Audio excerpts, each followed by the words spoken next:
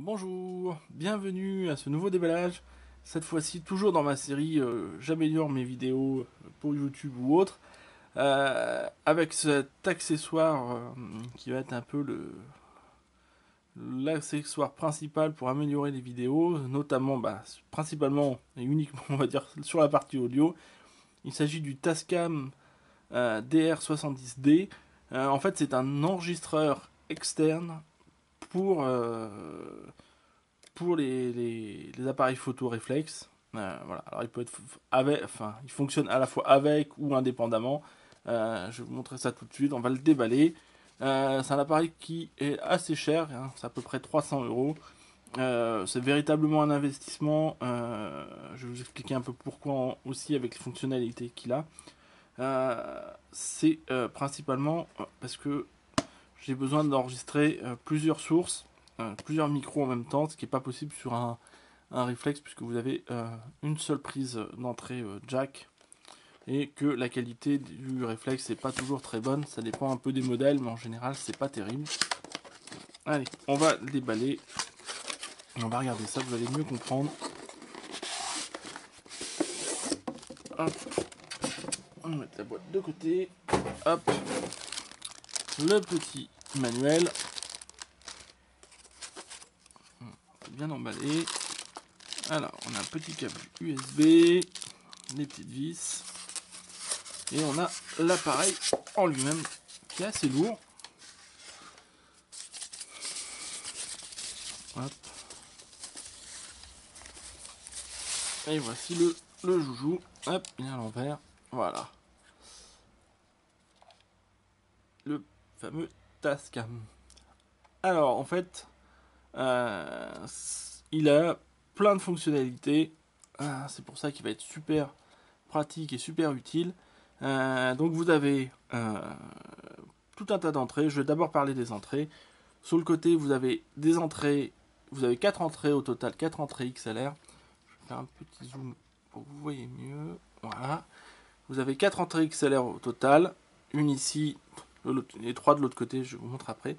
Vous avez une prise USB qui permet de l'alimenter. Ça, c'est super important et pratique parce qu'en fait, normalement, il mange des piles classiques, mais ça va les bouffer assez vite alors que vous pouvez l'alimenter avec une batterie USB. C'est pour ça, dans une vidéo précédente, que vous avez présenté cette petite batterie de chez Sony en 10 000 mAh qui va me servir à l'alimenter justement de façon à pas avoir de problème parce qu'avec les piles, selon le type comment on l'utilise, il peut fonctionner jusqu'à 2-3 heures, ça dépend des situations, donc c'est pas terrible. Avec une batterie externe, il va fonctionner allez, 6 heures, 6 ou plus, selon la puissance de votre batterie. Voilà, ce qui est déjà beaucoup plus sympa. Vous avez une entrée une sortie pour votre réflexe, par exemple, ou la caméra que vous utilisez si vous utilisez avec une caméra. Une sortie casque qui vous permet d'entendre en fait en temps réel ce qui se passe au niveau des micros, ce qui permet d'être sûr que vous enregistrez bien, si le volume est suffisant, si les micros sont bien réglés, etc.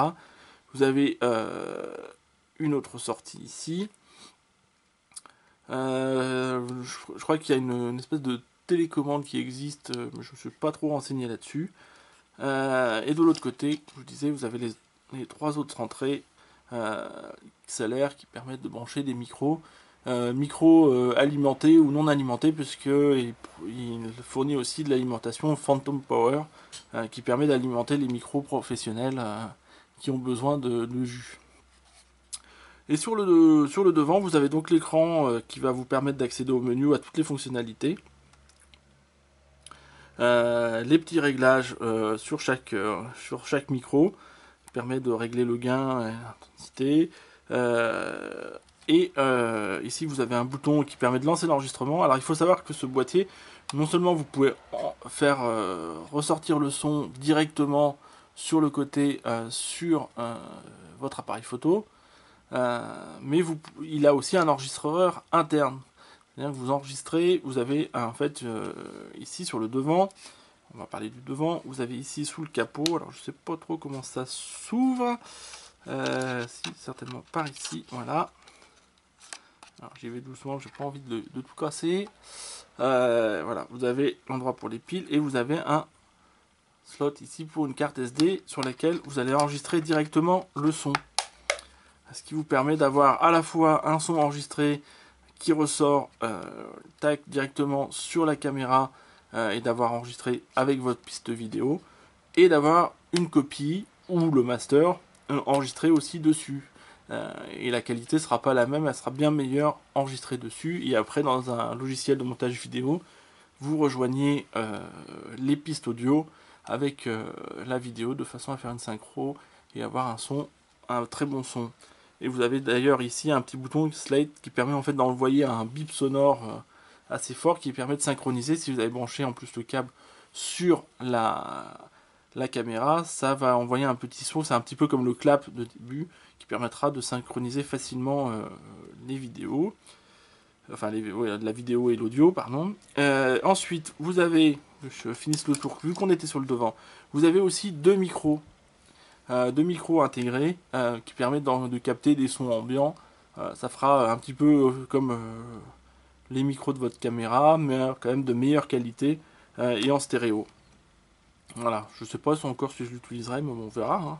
C'est une fonctionnalité en plus qui est intégrée. Apparemment, ils sont pas mal du tout.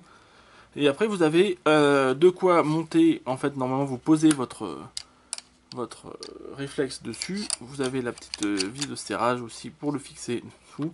Et en dessous, vous avez une petite vis pour monter sur le trépied pour que ce soit juste en dessous. Voilà, j'espère que ce boîtier va vraiment servir et fonctionner comme je le souhaite. Hein, puisque, comme je disais, c'est pour améliorer le son. J'ai besoin d'enregistrer plusieurs sources sonores en même temps. Ce qu'il n'y a pas sur mon réflexe qui est un 600D, c'est que je n'ai pas de sortie casque par exemple. Donc là, la sortie casque va être très importante de façon à pouvoir entendre si le réglage son est bon, si les gens vont entendre les personnes qui vont parler dans les micros, et de pouvoir après faire un véritable montage vidéo qui sera de bonne qualité avec un son clair et précis. Et voilà.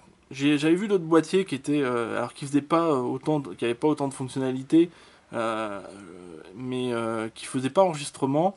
Et en fait, on va dire pour 100 € de plus, vous avez l'enregistrement vraiment dessus en plus. Et c'est le vrai plus de cet appareil, en plus des micros.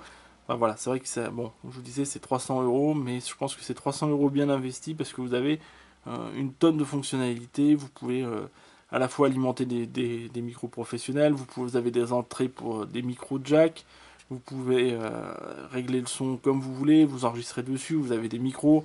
Voilà, après c'est un format qui est quand même relativement petit, puisque ça peut se glisser sous votre réflexe. Vous pouvez aussi l'utiliser sans votre réflexe à part comme enregistreur si vous voulez faire je sais pas, des enregistrements d'interviews par exemple pour un podcast.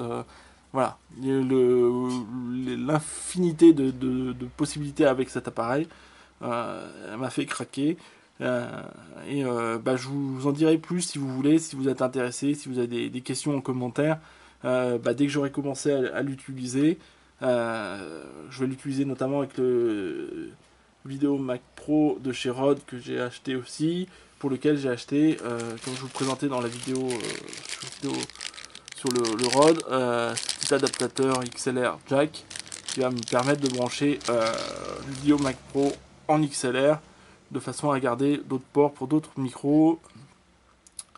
Et en plus j'ai lu sur de la doc que c'était mieux de le connecter en XLR, que la qualité était meilleure puisque on va dire le processeur interne, après je suis pas expert, était de meilleure qualité quand on arrivait sur de l'XLR que quand on arrivait sur du jack. Donc je vais tester tout ça. J'espère vraiment que ça va améliorer la qualité audio. D'après tous les tests que j'ai vus, les gens sont très satisfaits, donc je vois pas pourquoi ça marcherait pas. Voilà, si vous avez des questions, laissez des petites questions en commentaire. J'espère que vous avez aimé cette vidéo. Je vous dis à très bientôt. Salut!